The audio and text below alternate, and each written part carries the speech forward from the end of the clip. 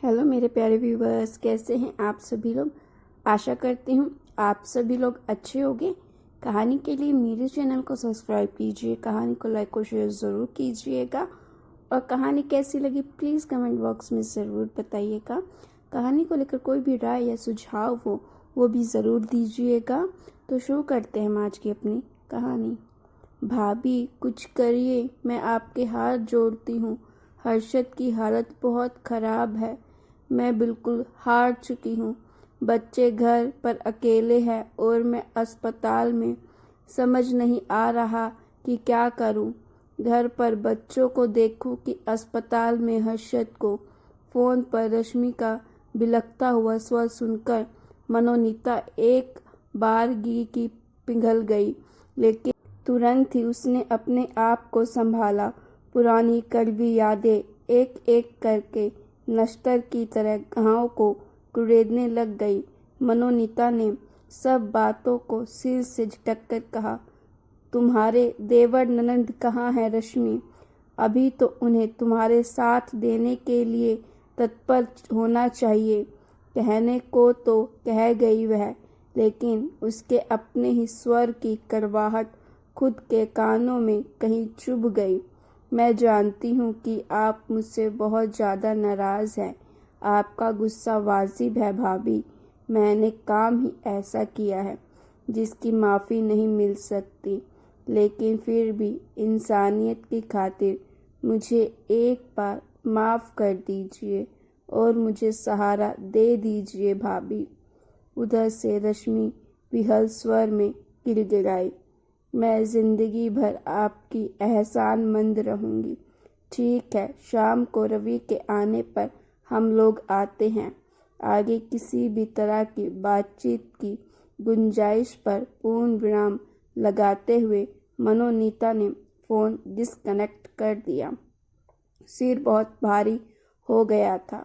वह किचन में जाकर चाय बना लाई और सोफे पर बैठ गई। बाहर अत्यधिक उमस थी। बाहर दोपहर में ही बदली छाई थी। हवा बिल्कुल बंद थी। पेड़ों के पत्ते चित्र की भांति स्थिर थे। उसने उठकर पंखा चला दिया।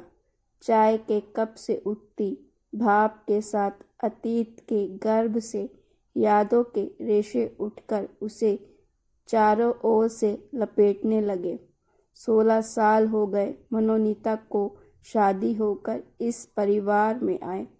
तब रश्मि, उसकी ननंद, रवि की छोटी बहन, कॉलेज के पहले वर्ष में ही पढ़ रही थी। मनोनीता ने सदा उसे रवि की नहीं वरना अपनी छोटी बहन समझा और वैसे ही स्नेह प्यार दिया। लेकिन स्नेह का प्रत्युत्तर हमेशा ही सिर्फ स्नेह नहीं होता, कभी कभी विपरीत भी होता है। बहुत जल्दी ही मनोनीता को रश्मि के व्यवहार से यह बात समझ में आ गई थी। उसने चुपचाप अपने स्नेह के धागे को एक एक कर समेट लिया और बस अपना कर्तव्य अपने घर परिवार के प्रति पूरी निष्ठा से निभाती रही।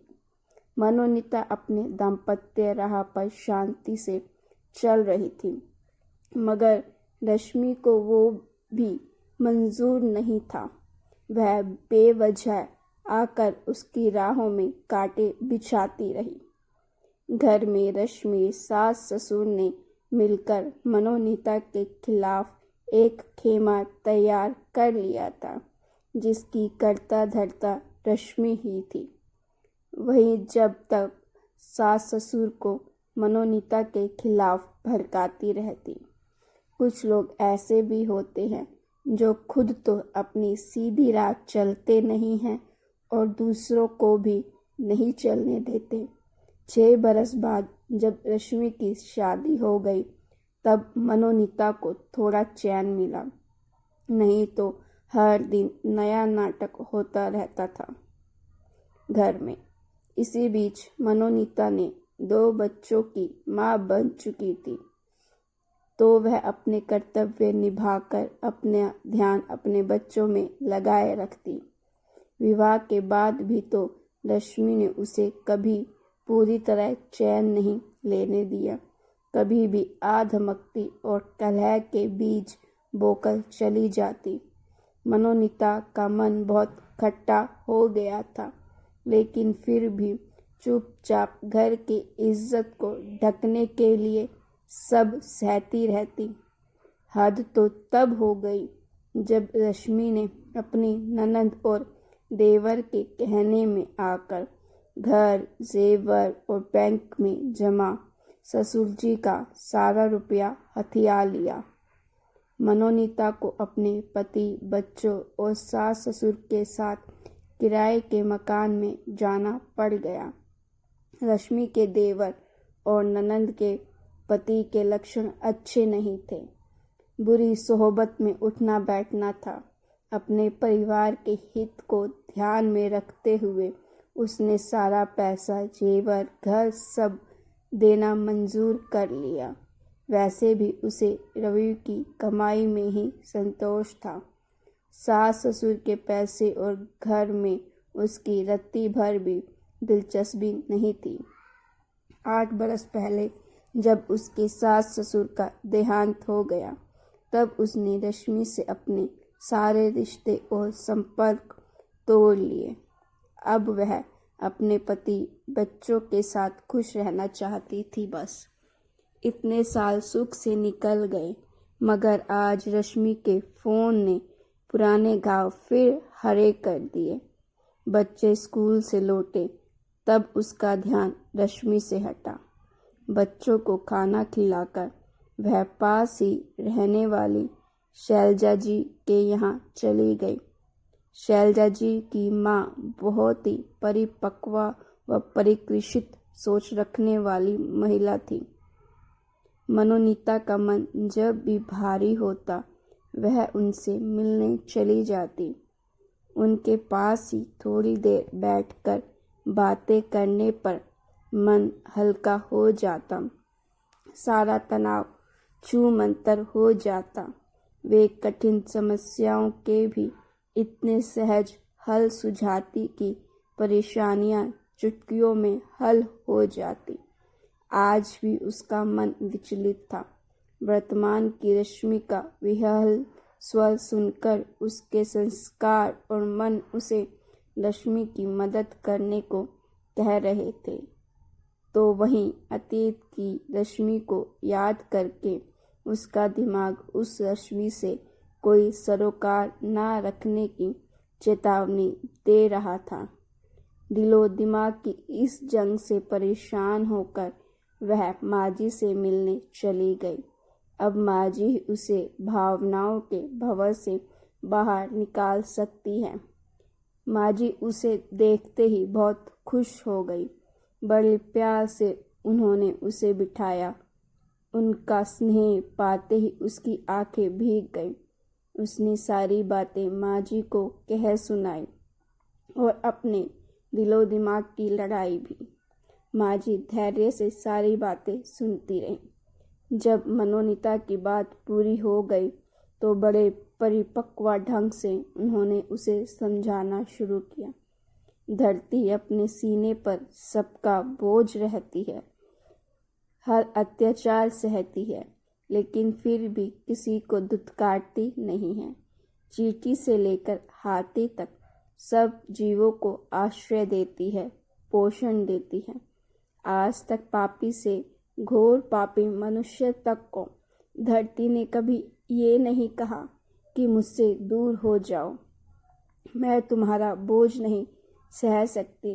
इतना विशाल हृदय है धरती, इतनी मेहनतम्मा, और उसके महत्व ऐसा है कि कोई भी जीव धरती के बिना अपने अस्तित्व की कल्पना ही नहीं कर सकता। धरती बनो धरती। मगर कैसे रश्मि ने मुझे इतना अत्यधिक परेशान किया है, इतना मानसिक संत्रास दिया है कि मेरे मन तैयार ही नहीं हो रहा है अस्पताल जाकर उसे सहारा देना का। मनोनीता ऊहापोह भरे स्वर में बोली। धरती जैसा सबको अपना हृदय में प्रेम से समेटकर चलती है, वैसे ही तुम भी चलो स्त्री धरती होती है और परिवार उसकी संतान, तो रश्मि भी तुम्हारी संतान है।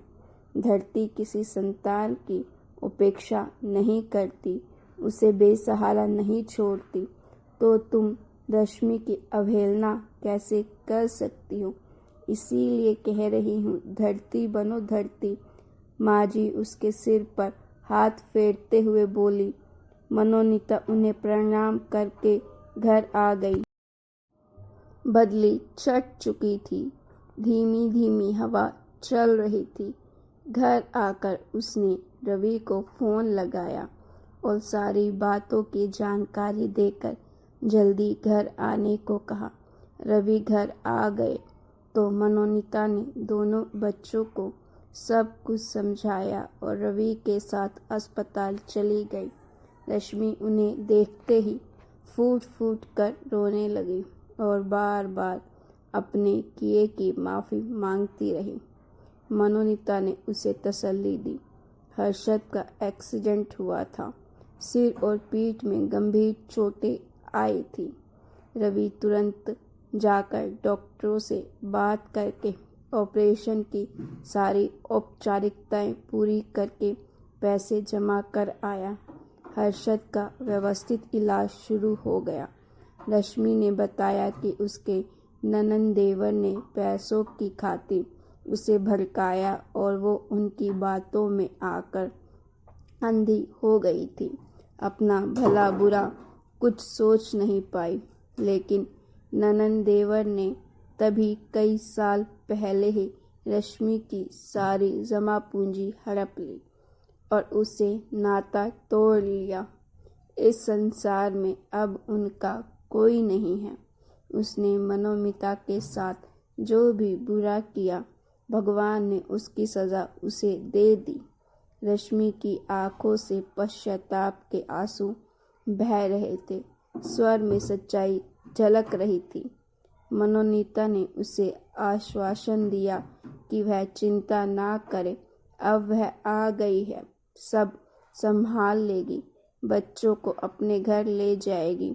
रश्मि ने झुककर उसके पैर छू लिए और अपने बड़े भाई से माफ़ी मांगी। रवि ने स्नेह से उसके सिर पर हाथ फेरा। मनोनीता प्यार से मुस्कुरा दी। धरती बनकर कितना सुकून, कितना हल्कापन लगता है।